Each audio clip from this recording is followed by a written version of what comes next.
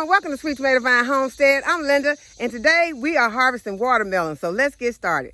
Okay, so we established the fact in the last video that some of these watermelons are ready because that yellow meat watermelon, that is a black diamond. It's a black diamond yellow meat. It was so delicious. And so we are back out here today, and we're going to be harvesting some more melons. And I'm going to go right over here to this first one. This one I looked at the last time that I was out here. Here's the closest to the melon is brown. Okay, so this one has all the implications of a ripe melon. It has the dull color. The bottom had began to tan up where it was sitting on the ground, and the tender that was the closest to it had completely dried up. In the thump, the hollow thump are the signs of a ripe melon. So we have our wheelbarrow out here. So we're gonna harvest about 5 watermelons that I can see.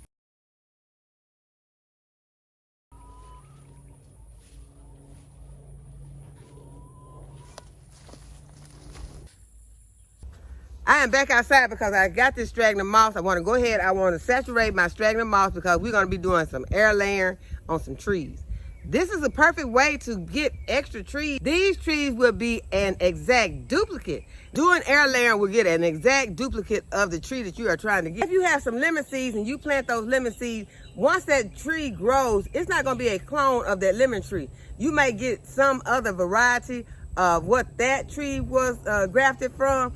So the best way to get a clone is either by grafting a tree or to air layer a tree. We've already started on getting our grafting technique down. So let's try and do some air layering. We don't know if the grafting technique is down yet because we don't have any grafts that to show for it yet because we just started on the grafts. Grafts are new. So if you're interested in doing some air layering with me, go ahead and get your straggling moss, and you can get straggling moss from other places. You really don't even have to have straggling moss, I've been told, but you need to have a sterile form of potting medium to do this, because it's the research that I've been doing. It says that you do not want to have a medium that already has any fertilizer or anything in there, because it could kill your roots. It could burn your roots and kill them. So once you get these new baby roots growing on your tree, you do not want to kill them. So what I'm just going to do, something simple. I'm just going to put this in this pan. I'm going to add some water. Now this water is hot because it came straight from the hose and it is piping hot. So I'm just going to pour some water in here. Just going to pour some water on here, and I'm going to let this sit up. And you see it's already starting. Can you see it already starting to expand? And the reason probably that it's expanding so quickly is because this water is hot. So y'all can see now we got straggling moss. Look how fast that expanded. Okay, so we got straggling moss and it is ready for us to do an air layer. And look how fast that was. I thought I was gonna have some time, but this thing is ready. Okay, so what we're gonna be needing is some straggling moss. We're gonna need our knife that we're gonna be removing the bark on the tree with. We're also gonna be need a plastic bag. I just got some little inexpensive plastic bags. You can use some sandwich bags. You're gonna need something to wrap around with. You can either use some cling wrap or you can use some string. You're also gonna need some of your rooting compound, and you can use a rooting compound that you purchase, or you can use a natural compound like some cinnamon or some aloe vera gel that comes off your aloe vera plant. There are other things that you can use, so do your research to see what you want to use. During the time that I'm going to be doing my air layering, I'll probably try different things till I find something that just works for me. And so, but right now, this is what I'm going to be using, is this rooting compound. So I'm going to go ahead, I'm going to fill my little bag with some straggling moss. I'm going to pack it kind of full.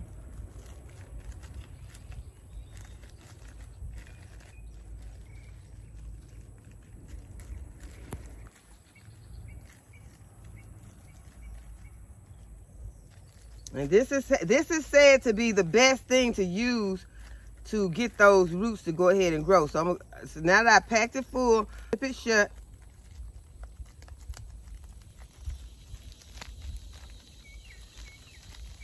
And then I'm going to take my knife, and be careful with your knife, and I'm going to cut just right down this bag like this. I'm going to cut. Don't go all the way through. You just want to have a cut, and you want to have it where you can get this wrapped around your tree branch that you're going to be air layering. Okay, so this is what it's going to look like, and then we'll be wrapping it around the tree. Okay, so the things that you're going to be needing are your sphagnum moss, your knife that you're going to be using to peel the bark back on the tree. You're going to also need your rooting compound that you're going to put on the tree. You're going to need something to wrap with. You can use some jute string. You can use some clear wrap. I'm going to be using this. And you're also going to need some foil, because we're going to be putting foil on it at the end to make sure that it seals in moisture and prevents excess moisture from getting in. Somewhat, I think, protection from I don't know. We just gonna put some foil on there. Okay, first thing you want to do is to choose your branch. This is one part that I like, because when you choose your branch, you can choose a branch that has a nice size on it. So this is choosing a branch that's gonna give you a nice size tree. And y'all know I have been pruning these branches back, doing these branches back really hard during the fall. And so I don't mind cutting some of these branches, and you all see that they grew back beautifully. So I don't care about cutting a branch off of this tree. It gave me more fruit last year than it had really given me in the past 15 years. So I am going to use this tree to get more trees like it, and I can either use them for a root stock, or I am going to be also grafting onto this tree. So right now what we're going to do is we're going to air layer the tree. So what I'm going to do is, okay, I'm going to choose the length that I want, because I want this tree to be a nice size when I cut it off. And I'll probably cut it about here. And so I'm going to use a couple of inches to be my air layer, where I'm going to air layer a couple of inches. So you don't want to go more than a couple of inches. Okay, so I'm going to go around the tree with my knife. One at the top. And then I'm going to go around at the bottom. And this is about 2 inches. 1.5 inches to 2 inches. Okay, and then I want to cut into this bark. And I want to try to peel this bark back. I'm going to peel this bark back and remove it. Making sure you be safe. Don't try to be in a hurry when you get ready to do this. Go ahead and take your time. So I have taken my part right here. It's going to be very shiny, and it's going to be, right now it's kind of moist because of the sap. So you want to go ahead and you want to start scratching this part down. You want to take this nice shiny part. You want to remove all that.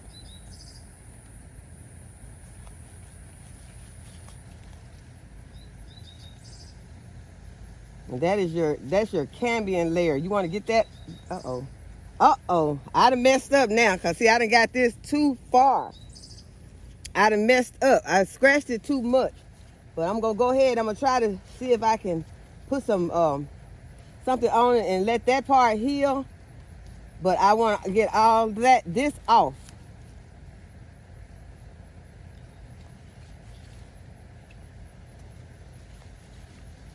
And you want to get down to where just some woody, not shiny. You want to get down to the woody part. You want to remove that cambium layer.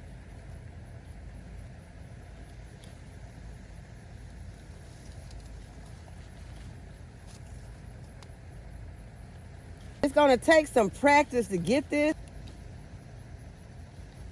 the best way to remove that cambium layer is to just kind of gently scrape down until you get to your wood. So y'all, this is the first time I've tried this. But you want to scrape down till you get to the woody part, and where you can tell that you're away from that cambium. You got that cambium layer off, because that cambium layer is going to be kind of slick feeling. Okay, so now that I've gotten that part, I can kind of go back up and remove it.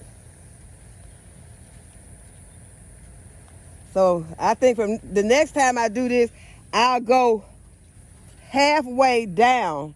Not try to go all the way down. I'll go halfway down, and then I'll come back up and meet that so that I can remove, like I just did. See this here? And then I go back up, and then I remove this part. So now I'm not feeling that slick cambium layer anymore. Right now I'm down. I can feel that this is the wood. Okay, so now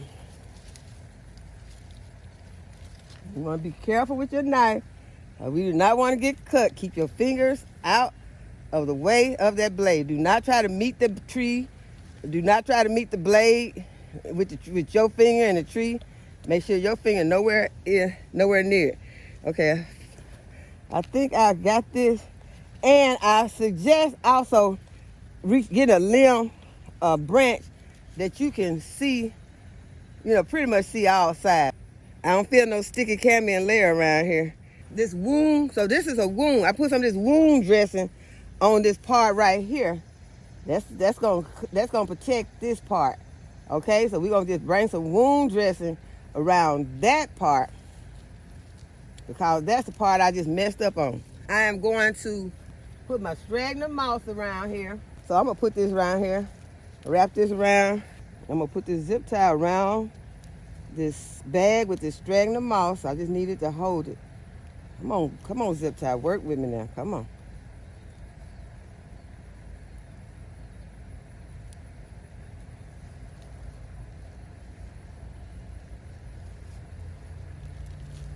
And then I'm gonna pull it tight. There you go. You see, I told you, I think you got some wiggle room with some of this stuff. I think this zip tie gonna work. I don't know if this air layer gonna work, but I believe that zip tie gonna work. Okay, and I think that's easier than a juke string, because see, I would probably have to have somebody hold that juke string for me. I didn't need nobody to hold these zip ties for me. We got the zip ties on here, and make sure that it's tight. And I'm going to go ahead and I'm gonna go ahead and start wrapping it. And this is what I'm gonna be using. This is the same plastic that I wrap my grafts with. Now I'm gonna start here at the top. I'm just gonna start to wrapping. Get your cling wrap and wrap this. But for right now, I am gonna go ahead and use this since I got it out here.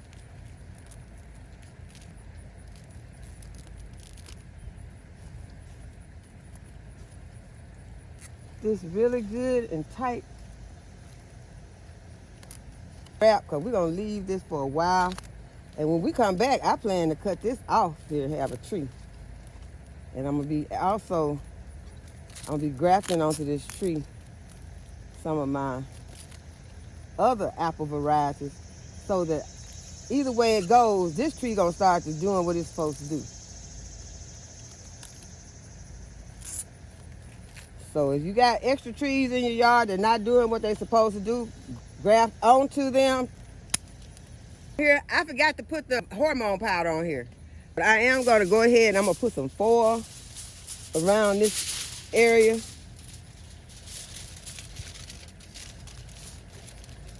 We're gonna see if you still can get a successful air layer when you don't do everything you're supposed to do. Okay, so now it is wrapped, and we will be doing another air layer on this tree. Lay everything out on the table in the order that we're supposed to use them, so that we won't forget anything. So that is something we'll remember to do, to lay everything out so you won't forget anything. But I want to look and see what's going on in the East Garden. I just want to let you see how fast things are growing in a matter of days. Because we were just over here yesterday and harvested some squash, and Oh, we did not see this.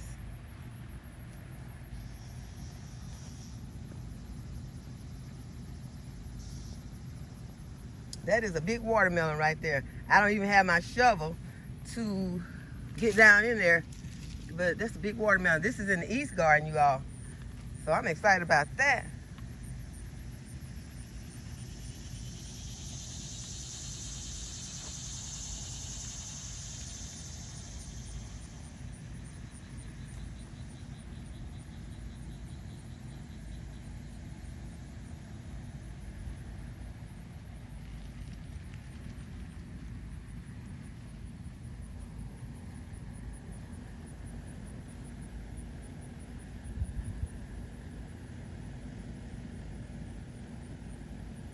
Okay, I would like to check on the Star of David okra to see if there is any okra. I mean, if there are any pods on the okra stalk. Okay, but there are more melons over here. More watermelons right there.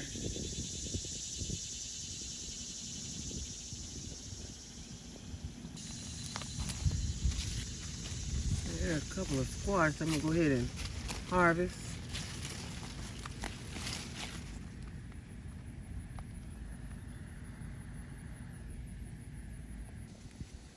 Right here is the Star of David okra plants, and I don't see any okra on here yet.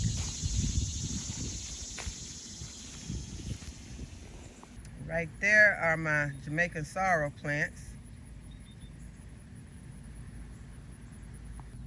And there is a pumpkin right there. The next thing I'm going to be doing is planting some flowers. And y'all, this is not just any ordinary flower. This is the purple butterfly pea flower. And I was watching Miss Linda, the New Orleans gardener, and she was talking about the butterfly pea. And when she explained all the benefits that the butterfly pea has, I was like, why don't I have that in my garden?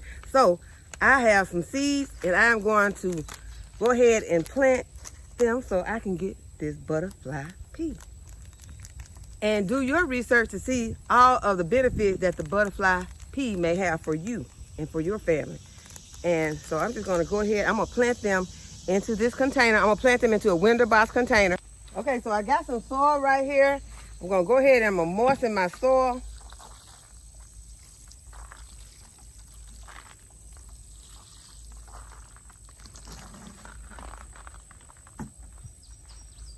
I'm gonna press it down a little bit so that my pea seeds won't go to the bottom. And now I am going to distribute some of these seeds into this container. Do about 10. And I'm just gonna press them into this soil a little bit.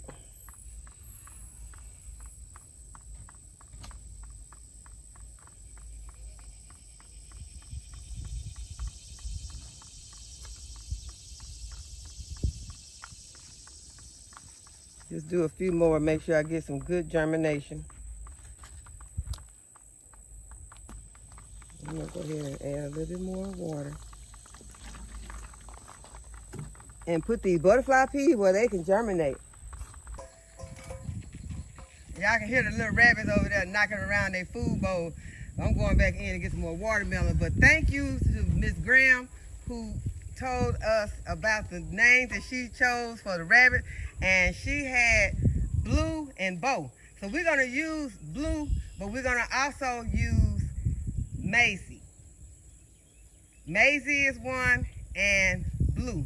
So thank you, Miss Graham, for weighing in with your name for the rabbits. I appreciate you so much. I was gonna use Bo, because I do know Bo can be a girl name also, but it's more of a boy name, and those are two girls. So we're gonna use Blue and Maisie are the rabbit names. I want to get these melons before anything else gets them. I saw a black diamond in here that I want to harvest, and now I don't see it. I know it's in here, but I do not see it. Now that one is big, but I still don't think it's ready.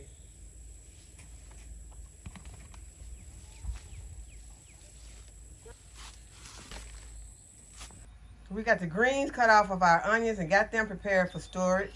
Okay, so since it's gotten so hot out here, I have my rain point set to go off. It'll be going off here in about a minute. So you want to go ahead and garden some extra water when it's this hot, because it's like 105 right now. And so you want to go ahead and give it extra water. So I'm going to see if it's going to kick on. And there it goes. It just kicked on. You can see it's blinking. And this rain point, you can set it where to water your lawn or do your irrigation while you're out of town. Hooks up to your Wi-Fi and operate it through your smartphone.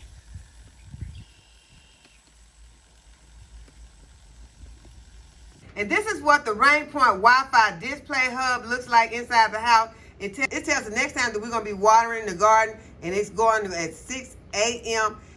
And we're watering every 12 hours. We're doing it at 6 a.m. and at 6 p.m. Okay, y'all, well, this has been a fun video. We got a lot done in this video. We harvested a lot of our melons. Also did a layer on an apple tree. And we planted some purple butterfly pea seeds. So I hope that you have enjoyed this video today, that you give this video a thumbs up and subscribe to my channel. Go ahead and hit the notification bell to be notified when I upload a new video. And as always, thanks for watching. I'll see you in the next video. Bye-bye.